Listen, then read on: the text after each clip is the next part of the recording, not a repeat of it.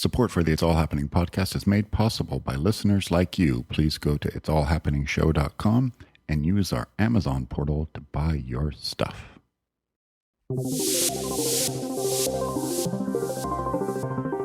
It's all happening. It's all happening. It's all happening. It's all happening. It's all happening. It's all happening.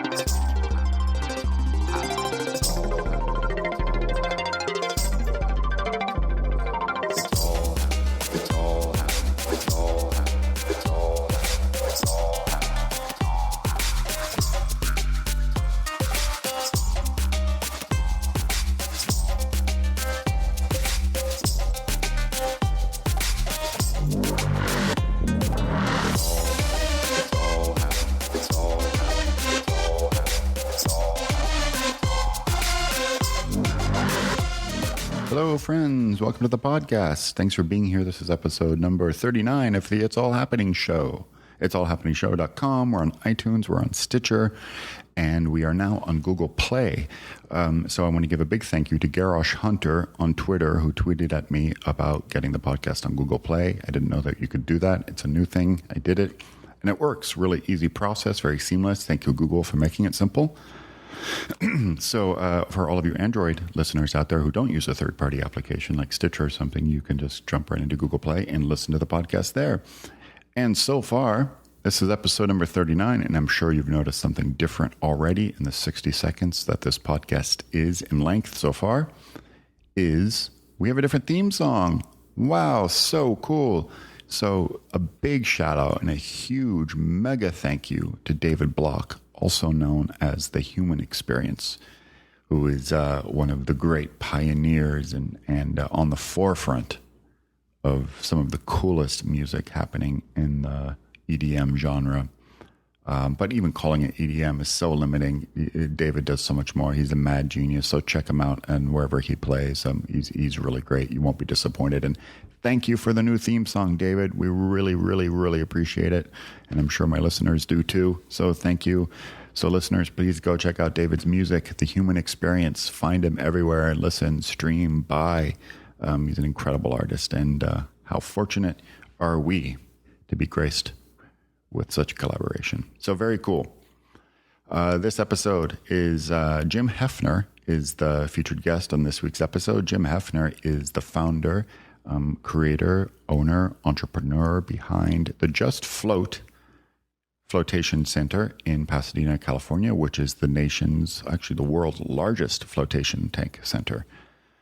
And if you go there, if you go to Just Float out in Pasadena, all your floating from there on out will never be the same. It's one of the most incredible experiences that you can do. It's one of the kindest experiences that you can do to your body, your mind, to your soul, to the little green and pink and purple and flowery colored elves that are inside of your brain that are telling you to expand your consciousness, to seek something deeper, to go within your own soul and your own heart, and to trust your intuition and follow the rabbit down the hole to see where the thoughts lead, to not be afraid of your great ideas or of your creativity, of your fullest potential, to actually follow them through and see them manifest into something incredible in whatever shape or form that may happen, that can exist in for you, the participant. And when you're inside a flotation tank at Just Float, oh my gosh, the elves, the little creative, wise, elder, Yoda-like elves too come out to you, come out from your subconscious and come into the forefront of your consciousness and sit down and hang out with you while you're inside the tank, contemplating the silent freeways of life, liberty, your own pursuit of happiness, your own manifest destiny. And having this experience out in Pasadena is one of the, oh boy, it's so good. I'm so lucky that I've done it many times. And I highly recommend everybody go out there to Just Float out in Pasadena and tell them Zach sent you. So this week, lots been happening. We talked about Prince last week. We're still on that. But I guess back to the political sphere, what we're experiencing this week a little bit is Now, people, Bernie Sanders fans, of which I am one, please don't freak out and send me hate mail. But it looks like the Bernie Sanders campaign is coming down, is winding down. He lost Pennsylvania and a few other states on Tuesday, and it looks like the math is becoming incredibly tougher more complicated to reach. So, with that, I think we have to slowly move into analyzing and discussing discussing the Bernie or bust movement. I'm of the strong opinion that while I will still vote for Bernie on June 7th in the California primaries, I will vote for Hillary Clinton should she win the nomination in November in the general election. And I encourage everyone else to do so too. And I think Bernie Sanders would tell you to do that too. And I hope he will should he lose the nomination, because Donald Trump must be stopped at all costs. This is not your grandparents' Republican Party. This is not Ronald Reagan's Republican Party. This is a much more dangerous, perverse, scary, frightening, darker reality that has somehow dug its teeth into people who will listen, and that now looks like it has a real chance of manifesting into the mainstream reality. It already has manifested in the mainstream reality of America, but it looks like it could go even further. So we can't let that happen. Let's not let it happen, people. We cannot let Donald Trump win. Of course, Hillary has her flaws, and we can go on that forever and ever and ever. And there's plenty of data to support her flaws. And I don't want to go into that, but I think it's more important to stop Donald Trump than it is to vilify Hillary Clinton. That is my opinion. So, more political ramblings from me. I seem to do it a lot. I think what I'm secretly trying to do, people, listeners, I think I'm trying to get a show on MSNBC. I want Rachel Maddow to take me under her wing and make me her little protege, where I can learn to be a pundit too. I'll even cut my hair and shave every day. I will. So that's my pact. If anyone listening wants to get me on MSNBC to talk about this stuff, I will. And I will shave, and I'll cut my hair, and I'll even wear a suit and tie.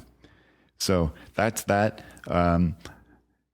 Episode number 39, Jim Hefner. I really hope you enjoy this episode. I sure did. And please go to Just Float out in Pasadena.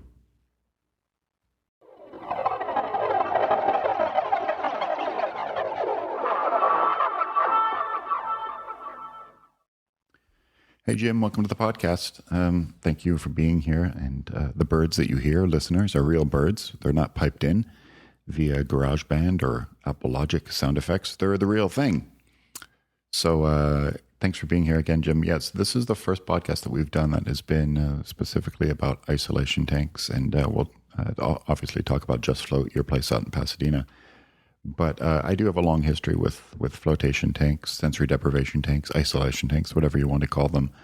As the modern godfather from John Lilly was a friend of my family's. I knew him growing up. So I had a lot of access to them around my whole life. But what I'm seeing now is that there's an incredible resurgence of them amongst people young and old, people using them for meditative purposes, but also just for health and wellness purposes. But it's really great to see. So what are you seeing out there? And is there, am I correct in saying that there is a burst in popularity amongst this practice with this movement with tanks?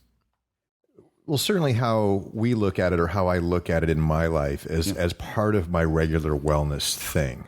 Okay. Certainly if I had extra time, I would float daily. But, you would? Yeah, you would. Okay. I probably would, but it's not really practical for that kind of chunk of time. I mean, I have a regular daily meditation practice that's, say, 15 minutes. That's all I can kind of carve out for myself. I like that too. I wish I could sit there for an hour and be still, but I can't do that either. So it's trying to find most sort of efficient use of my time, everything I need to fit in. I've got a family, I own a business, a growing business, have lots of hobbies and interests and habits, and a podcast to listen to, right? Yours included, of course. But what we sort of see, and for myself and for our clients that come in and float with us regularly, if they can float once a week, seems to be kind of a good sweet spot. I have lots of clients that float a couple of times a week. Okay. Around there, My intuition tells me that's kind of the sweet spot. Once or twice a week seems to be kind of return on time. Okay. So how would you, when you talk about like the sweet spot about once or twice a week, that implies to me that's, well, I don't know, people who do meditation or who do yoga, sometimes they do it more frequently than that. But how would you sort of compare it and classify it in relationship to those things? Like, because meditation's kind of, people who do have a meditation practice, it's daily.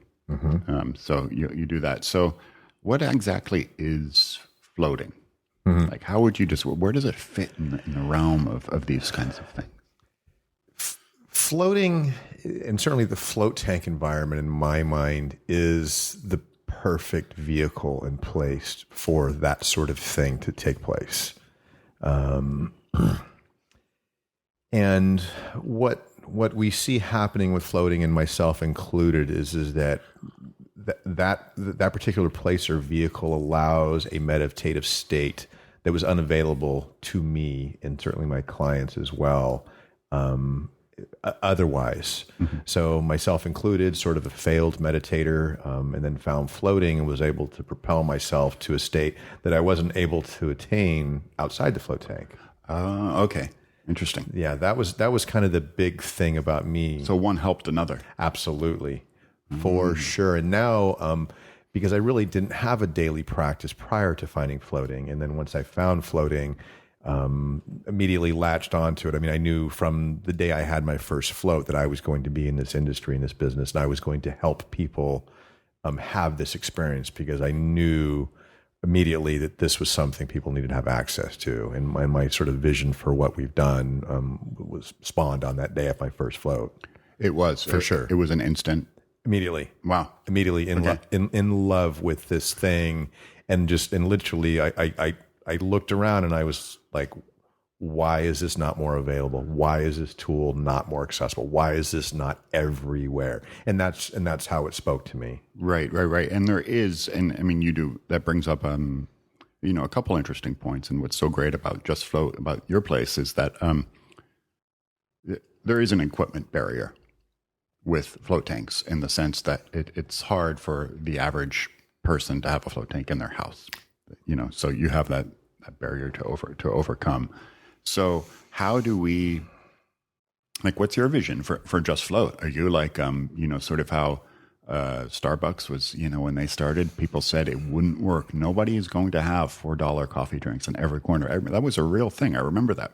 Then it worked. So is your vision sort of like, can you get a float center in every town, every neighborhood? I mean, is that a possible thing? Can that work? Yeah.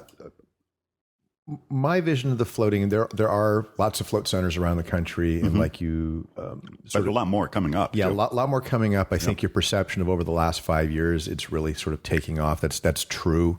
Even over the last 3 years, we're starting to get an exponential growth right now. Float centers are popping up all over the place. The common float center size, say 2-3 tanks, that will be the model for smaller places all over the country. And so for sure, more available, more accessible.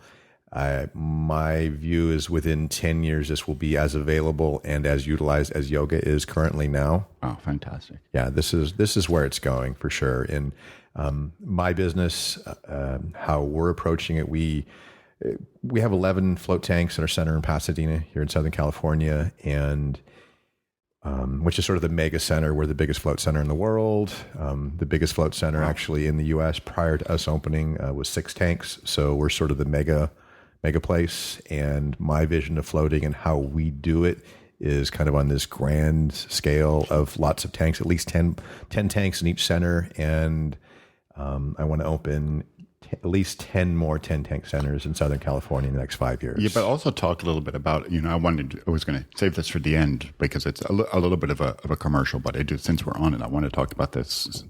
No commercials, Zach. I'm not a commercial guy. No, but I did. But what makes your place so unique, talk a little bit about Just Float, because what you guys, those types of tanks and that experience is not what most people are doing. No. Yeah. So kind of just walk us through. I know this is a visual medium, an audible medium, the podcast, but just Walk us through what happens and what goes on.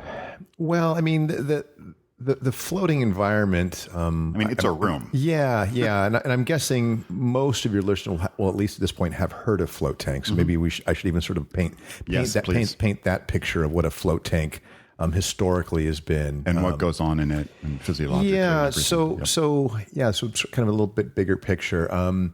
The float tank environment is a enclosed room.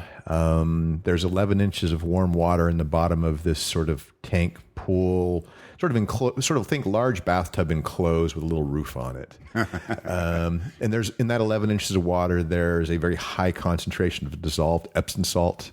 The dissolved Epsom salt is what provides the buoyancy, and you float with no effort in this room. It's also, when it's done well, it's soundproof, and it's also light proof.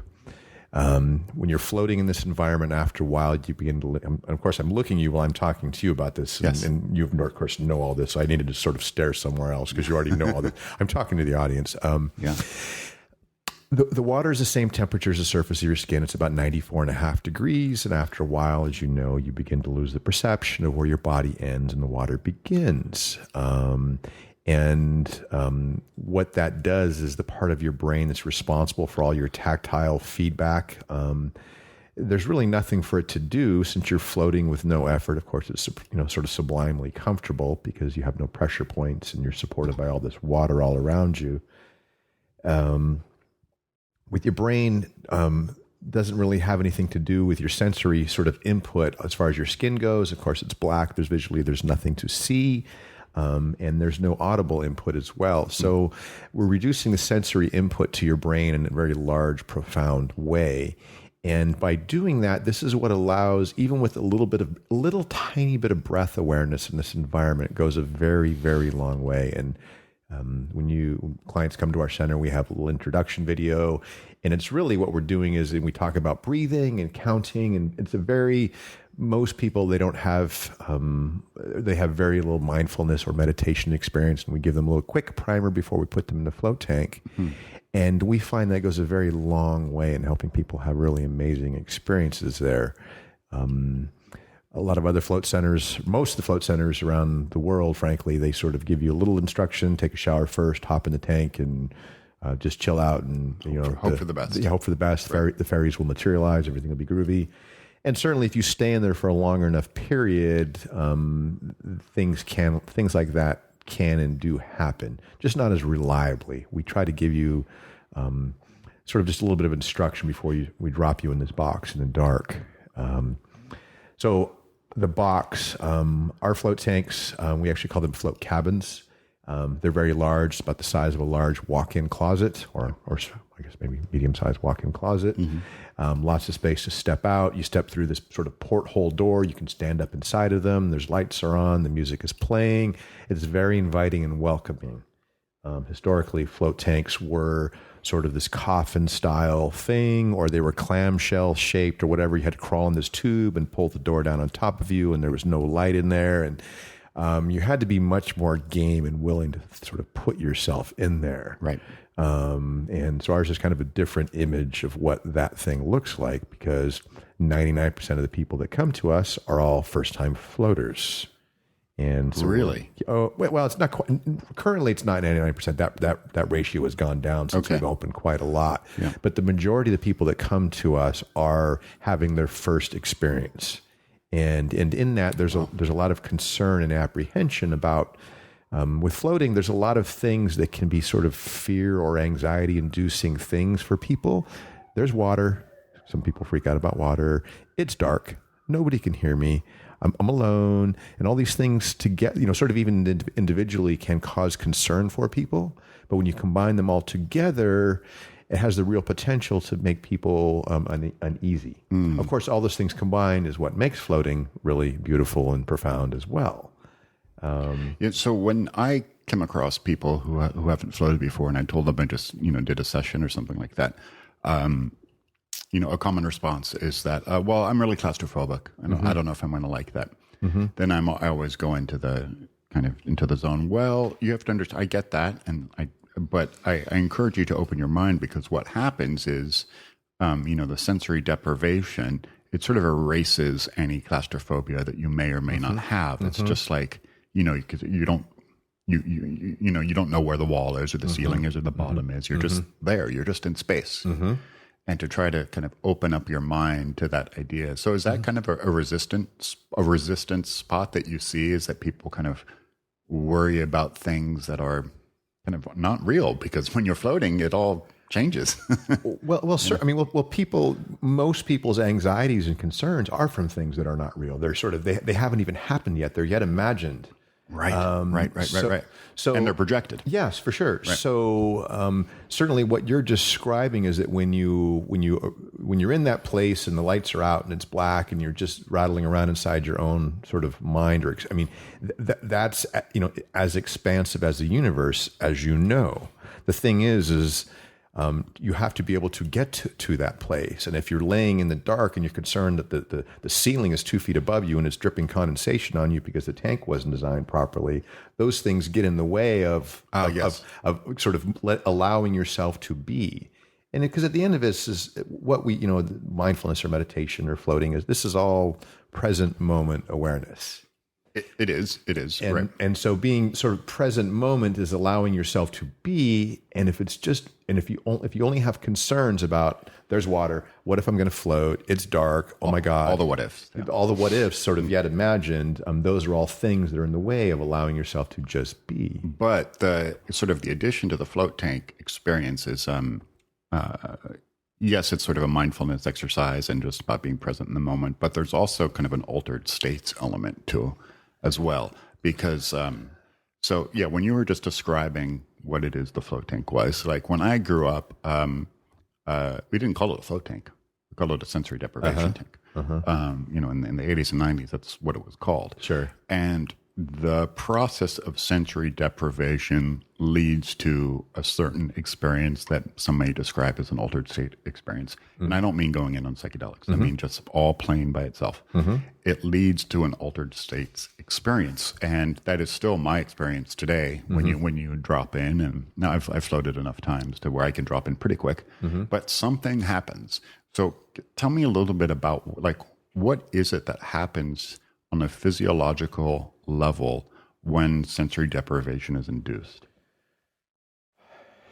Because something happens, man. There's something going on there. And it's not just. Yeah. Of course, we would say it's sort of sensory reduced. It's not, sensory restricted or sensory restricted. It's not. You're not really deprived of it completely. Right. And I'm not a scientist, of course. Yep. I'm a business guy. But just from your experiences, though, you're an experienced psychonaut. I'm getting there. One of my dearest friends is a neuroscientist, Dr. Justin Feinstein, who's actually doing research on floating right now. Oh, cool. So I talk to him all the time. We sort of we're actually collaborating on some research, and we talk about the kinds of things. And the removing or reducing the stimulus to your brain, I believe what's going on is it's freeing up resources in your brain to sort of do other things. And yes, and the certainly the psychedelic bit, or the out of body stuff that can happen, or the visual hallucination or the audible hallucination, those things definitely do happen. Generally, for new floaters, when they do start to materialize, they don't stay around for very long because people latch onto them. They get very excited. They don't have much experience with them. And then, of course, in that state, as soon as you sort of draw attachment to it, that sort of brings you back to your body and out of that whatever the psychedelic thing you might be having. Certainly, with your experience with psychedelics, you're very comfortable in that space, and you don't really have the same sort of emotion like, oh my God, I'm seeing it. Wow, the birth of the universe. And, where you're like, oh, well, there's that thing or that imagery that I've had before, and you just kind of groove on it. But there's like this, like when you, I have a somewhat regular meditation practice, and, when you meditate or do yoga or any other kind of, mindfulness or in the moment present spiritual practice, like, sometimes when I sit, it's when I have a meditation thing, it's like, oh gosh, my leg will fall asleep, or I'm not sitting up straight, or like, I can drop in. Sometimes, it's a good day and my breath it doesn't allow me to drop in, and my body kind of can disappear. But there's aches and pains, my breath, just whatever it is, and all of these things. And then like when you're floating and you drop in, it's sort of like everything just kind of strips away one by one. So at first, you're lying in there, and it takes you whatever 10 minutes to adjust, 15 minutes, and then all of a sudden, it's okay. Well, my back is fine. I don't have any pain. My leg isn't falling asleep. I'm breathing. There's no music. There's nothing. The lights, there's no light problem. There's no noise from the neighbors. It all kind of strips away, and all you're left with is yourself. Your breath. You're just left with your breath, but you're also, your thoughts. You're sure. Well, your breath, and your sort of consciousness, if you even sort of describe it as that. That's yes, your consciousness. It's like that movie the Steve Martin with the brain. The brain in the jar thing. It becomes like that. Yeah, that's certainly how it feels to me, and makes sense to me when I think about it. Since you can't feel much else what's going on, or you have very little sensory input, it becomes very easy to tune to your breath, because the only thing that's really moving in there is the rise and fall of your own breath. So with that little bit of instruction that we give people is that you're allowed to sort of tune on your breath so easily, nothing else going on. And then, so you have breath and brain or consciousness or whatever, and that's kind of all you're left with. Yeah, and you just said something really interesting, though. It's the only thing that's moving is the rise and fall of your breath. And that is, if you picture that, like listeners, if you could really picture that visual and you're in this environment, it is the only moving part. Other than your heart beating, obviously, but it's the only moving part. Yeah, heartbeat, and occasionally, digestion is still happening, and people often will talk about how they feel all of their internal organ things happening, because there is nothing else moving around. Of course, the breath, of course, is the most prominent. That's the thing that's you sort of can lock in on. But and the heartbeat, and hearing your own heartbeat underwater, often with your ears underwater, is kind of a cool thing. Yeah, it's neat. Yeah. And it was interesting. Sometimes I will hear my heartbeat very clearly and I will groove on it, and other times I don't hear it at all. And I don't know if it's a physical thing or just sort of where I'm at and how I'm paying attention or being mindful of my breath. But anyway. So when, you talk about just float, you get a lot of first timers there, right? Do you have a big enough sample size at this point to sort of be able to kind of give a little bit of data of like what the general experience is, the average experience is for the first timer after they go to your place? Like what is it that happens to the first timer? Yeah. Certainly, my background, I'm a serial entrepreneur, MBA, owned businesses since I was 20 years old, owned lots of different ones. So I'm very focused on the client experience and understanding the demographic and what's speaking to them and what's working and what's not. So I have a good intuitive sense of what all this looks like. Of course, no real hard data, because we're not doing any surveys or follow-up with people when they're done floating. Right. But in general, the deep relaxation is almost 100% reliable. And the deep relaxation, it's interesting when you talk about deep relaxation or relaxation response, is when if I were to try to use that in my marketing communications, you're deeply relaxed.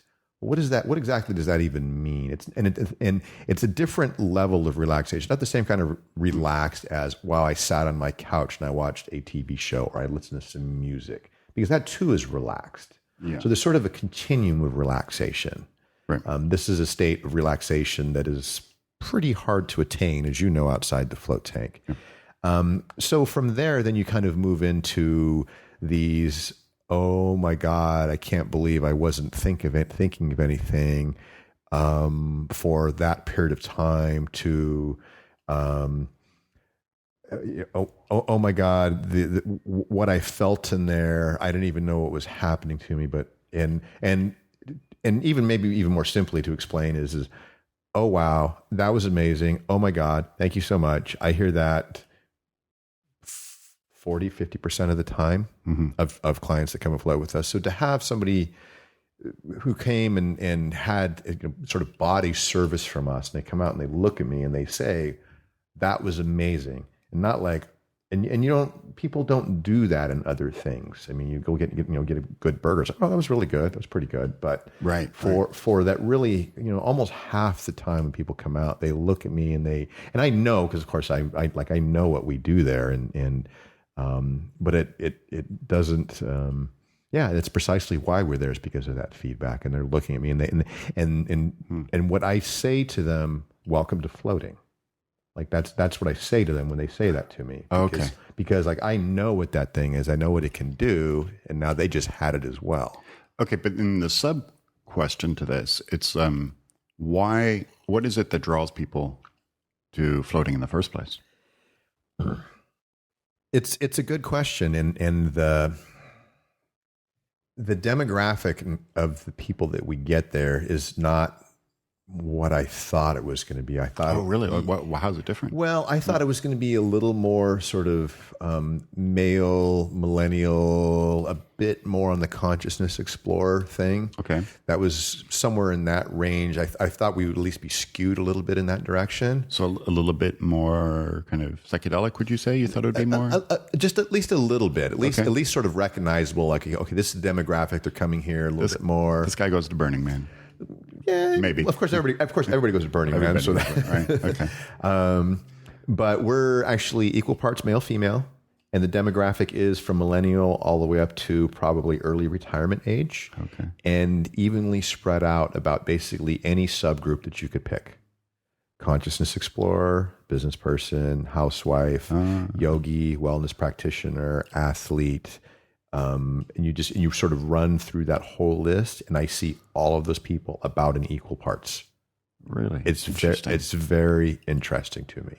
How? Why? Do you think that's floating in general, or is that something just specific to Just Float or Pasadena, or what's going on there? Well, because I find that almost hard to believe. Yeah, I certainly I haven't run other float centers or been around other float centers, so I don't really know. I know that's the demographic, or those are the demographics that we're able to address, and I think I can speculate why we're able to speak to such a large audience. Certainly the client experience when they arrive, sort of the lobby or the reception area is sort of this big grand space and this really lovely ceiling and the architecture. It's like going to a spa. I mean, it's a big spa. Yeah, it's much nicer than your average float center. Yeah, so that certainly sort of opens up the range of possibilities of the kind of people that we can speak to. Right. And then, of course, the size of the tanks as well, same thing. That also allows a lot more people to come and the whole thing is about making it accessible to people. And that was the whole vision behind how we did it. Right. If you kind of lower the barrier for entry a little bit, it becomes, you increase your demographic size. For sure. Yeah, right. So with all of that said, though, it's like, okay, so you see all these different sort of people who come in, and it's different than how you thought it would be. And hearing you talk about it too, it's fascinating to me too. And I guess and in my mind, floating is always I have to be honest, just because it's the way I grew up with floating, and since it's always been around, it's kind of been a fringe thing to me, until recently. And now I see that it's not, and you come across people all the time who are like, oh yeah, I did floating last month. And it's like, oh, whoa. Yeah, it's not so fringe.